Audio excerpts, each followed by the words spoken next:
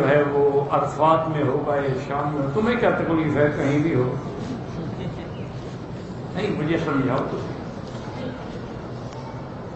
بس ایک رواج ہے، بن گیا ہے بس کہ ایک سوال پوچھنا۔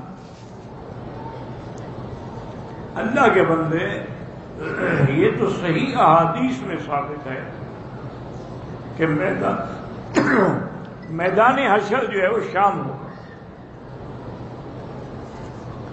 چونکہ صحیح حدیث میں آتا ہے کہ اول من تنشق عنی القبر، حضور نے فرمایا سب سے پہلے میری قبر مبارک کھلے گی۔ ہاکذا نبعث یوم القیامہ، اور ہم اس طرح اٹھیں گے قیامت کے دن کے میرے ساتھ عیسیٰ ابن مریم ہوں گے اور دائیں ابو بکر ہوں گے اور بائیں عمر ہوں گے۔ ثم آتی علی باب البقیع الغرقد، اس کے بعد میں جنت البقیع کے دروازے پہ آؤں گا، وہ بھی کھڑے ہو چکے ہوں گے میری انتظار میں۔ ثم انتظر اہل مکہ، پھر میں مکے والوں کی انتظار کروں گا۔ جب مکے والے آ جائیں گے اجعلہم علی یمینی واہل المدینہ علی یساری ثم اسوقہم الی الشام، مکے والوں کو میں داہنے ہاتھ پہ رکھوں گا اور مدینے والوں کو بائیں ہاتھ پہ رکھوں گا، پھر ان سب کو لے کے میدان محشر شام کی طرف جاؤں گا۔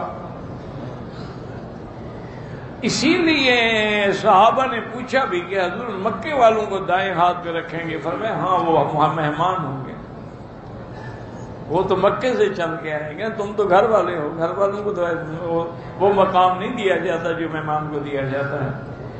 اسی لیے علماء کی یہ تمنا رہی، بلکہ حدیث میں بھی ہے من استطاع منکم ان یموت بالمدینہ فلیمت، جس آدمی کو اللہ طاقت دے کہ موت مدینے میں آئے اس کو مدینے میں ہی مرنا چاہیے۔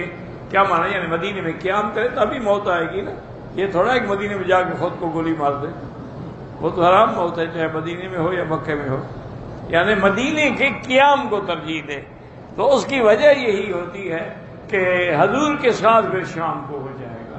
تو اصل اسی لیے سارے بزرگوں کی ہمیشہ یہ تمنا رہی کہ مکے مدینے والوں کو تو حضور لے کے جائیں گے۔